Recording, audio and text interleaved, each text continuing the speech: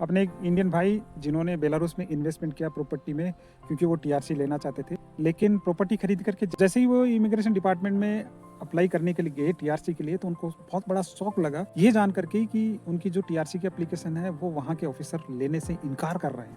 भाई के पास में कोई चारा नहीं था, क्योंकि उनका जो लाखों का इन्वेस्टमेंट है वो फंस गया। आप भी अगर बेलारूस के लिए प्रॉपर्टी फॉर इन्वेस्टमेंट देख रहे हैं तो 15 सेकंड की जो ये कहानी है भाई की, वो आपकी आंखें खोल देगी और आपका लाखों का जो इन्वेस्टमेंट है उसको डूबने से बचा सकते। वीडियो को एंड तक देखिए। वीडियो के एंड में मैंने 3 ऐसे गोल्डन रूल बताए हैं जिनको अपनाकर मैंने यहाँ पे प्रॉपर्टी ली और प्रॉपर्टी बेसिस पे टीआरसी लेकर के और मेरी पूरी फैमिली को मैंने सेट कर दिया। अक्सर लोग ये सोचते हैं कि यहाँ बेलारूस के अंदर हर एक प्रॉपर्टी पे जो है वो टीआरसी मिल जाती है, लेकिन भाई ऐसा पॉसिबल नहीं है। बेलारूस में हर एक प्रॉपर्टी पे टीआरसी नहीं मिलती है।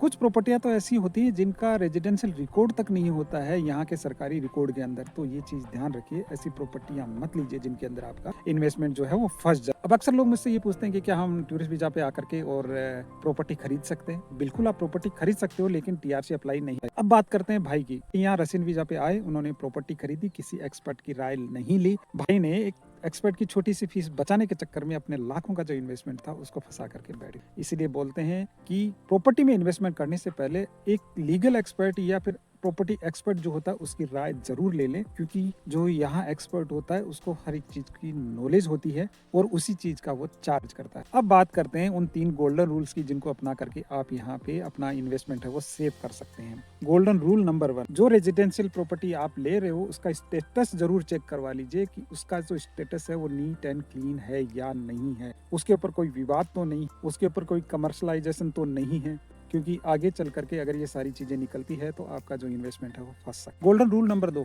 ये बहुत इंपॉर्टेंट है, क्योंकि लोग जो अक्सर क्या करते हैं यहाँ पे हर किसी वीजा पे आकर के प्रॉपर्टी लेते हैं और प्रॉपर्टी लेकर के फिर टीआरसी अप्लाई करने की कोशिश करते हैं, जबकि ऐसा पॉसिबल नहीं है। आप अगर बिजनेस वीजा पे आ रहे हो तो बिजनेस के अकॉर्डिंग ही आप जो है टीआरसी अप्लाई कर सकते हो, प्रॉपर्टी पे नहीं कर सकते। और अगर आप टूरिस्ट वीजा पे आ रहे हो तो प्रॉपर्टी खरीद सकते हो, लेकिन टीआरसी के लिए अप्लाई नहीं कर सकते। ये चीज ध्यान रखिएगा। आपकी एंट्री जो है वो टीआरसी के मानकों के आधार पे ही होनी चाहिए, बेलारूस का वीजा होना चाहिए। गोल्डन रूल नंबर 3, ये भी बहुत इंपॉर्टेंट रूल है। जब भी आप प्रॉपर्टी खरीदने की कोशिश करें तो सबसे पहले उस प्रॉपर्टी की जो डॉक्यूमेंट है उसको आप वहाँ का लोकल जो इमिग्रेशन ऑफिस होता है वहाँ चेक करवाइए। अगर वो प्रॉपर्टी टीआरसी के सारे मानक पूरा करती है तो आपका इमिग्रेशन ऑफिसर आपको बता देगा कि इस पे टीआरसी मिली। तो पहले प्रॉपर्टी के जो डॉक्यूमेंट्स है वो चेक करवाइए, उसके बाद में जो है अपना पैसा इन्वेस्ट कीजिए। तो एजेंटों के झांसों से बचिए, क्योंकि एजेंट कभी भी ये सारी चीजें नहीं बताएंगे। अगर आप इन 3 गोल्डन रूल्स को अपनाएंगे तो बेलारूस में आपका जो निवेश होगा बहुत ही सुरक्षित रहेगा। इस वीडियो को ज्यादा से ज्यादा लोगों तक शेयर कीजिए, ताकि लोग जो हैं अपना इन्वेस्टमेंट उस भाई की तरफ फंसा करके ना बैठ जाए और एक नीट एंड क्लीन प्रॉपर्टी और नीट एंड क्लीन जो है इन्वेस्टमेंट बेलारूस में कर सके। चैनल को सब्सक्राइब करना ना भूलें और अपने दोस्तों को भी जरूर इस चैनल को रिकमेंड कीजिए। Thank you. 10 विदाई।